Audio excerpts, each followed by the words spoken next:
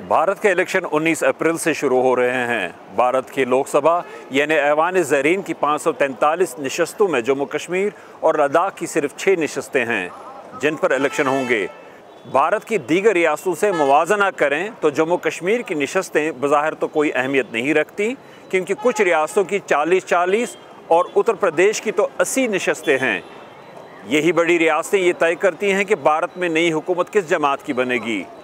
लेकिन इस इलेक्शन में सियासी हलके जम्मू कश्मीर की तरफ भी देख रहे हैं, क्योंकि दफ़ा 370 के खात्मे के बाद यहाँ पहली मरतबा इलेक्शंस हो रहे हैं। ये कहते थे भारतीय वज़ीर आज़म नरेंद्र मोदी का कहना है कि जम्मू कश्मीर में इंतखाबात एक नए और मुख्तलिफ माहौल में हो रहे हैं।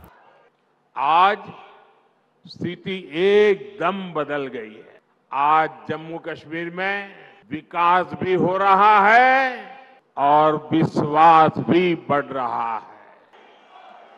भारतीय वज़ीर आज़म का दावा है कि जम्मू कश्मीर और लद्दाख के लोग उनकी हुकूमत की जानिब से 5 अगस्त 2019 को उठाए जाने वाले इक़दामात से खुश हैं और वो भारतीय जनता पार्टी को कामयाब कराएंगे।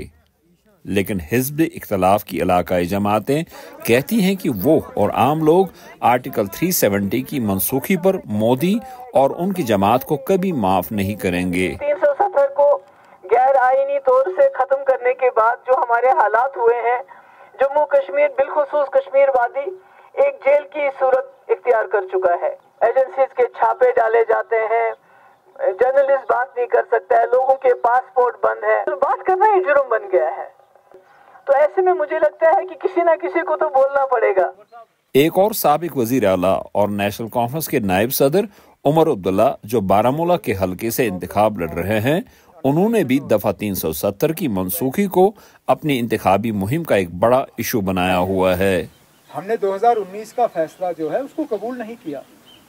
जो जम्मू कश्मीर के साथ हुआ 2019 को, वो हमें काबिल कबूल नहीं है। एक एक करके जहां पे बीजेपी को किसी ऑपोजिशन लीडर का खतरा लगता है, सीधा जाके ना किसी एजेंसी के तहत उनको गिरफ्तार कराते हैं। अगर वाकई ये इमरजेंसी नहीं है तो छोड़िए, उनको आने दीजिए मैदान में, देखी जाएगी फिर अगर बीजेपी का साथ लोग देते हैं या नहीं। इंतखाबात में दफा 370 की मनसूखी भारत में अक़लियतों बिलखुसूस मुसलमानों के साथ मुबैना तौर पर इम्तियाजी सलूक और आज़ादी इज़हार राय पर कदगनू जैसे बड़े सियासी मामलात के साथ साथ लोगों को दरपेश रोज़मर्रा के मसाइल की गूंज भी सुनाई दे रही है। जो बुरी अमल है ये लाजमी है करना, तो ये करेंगे। हमें बहुत सी उम्मीदें हैं कि इंतखाब हो जाएं तो अमर शांति के साथ कोई प्रोग्रेस हो। कि जो हमारे साथ 2019 से हो गया तो वो तो अब एक ख्वाब है, वो तो अब पूरा नहीं हो सकता है। लेकिन अब हमको नए इंडिया के साथ, तरक्की के साथ चलना है। लोग जो है धोखे का शिकार नहीं होंगे। लोगों को बिल्कुल पता है हमको क्या करना है। यहाँ अमन हो, तरक्की हो, और क्या। बेरोजगारी इतनी बढ़ गई, आप देखो आज क्या हाल है यहाँ कश्मीर का। भारतीय वज़ीर आज़म ने गुज़श्ते दिनों उधमपुर के मकाम पर एक इंतखाबी जलसे से खिताब करते हुए लोगों से वादा किया कि जम्मू कश्मीर में मकामी हुकूमत के इंतखाबात जल्द होंगे और इसकी रियासती हैसियत भी बहुत जल्द बहाल की जाएगी। लेकिन क्या वो इन वादों को अमली जामा पहनाएंगे, इसका दारोमदार इंतखाबात में उनकी जमात की कारकर्दगी पर है। ज़ुबैर डार के साथ Yusuf Jameel, voice of America, Srinagar.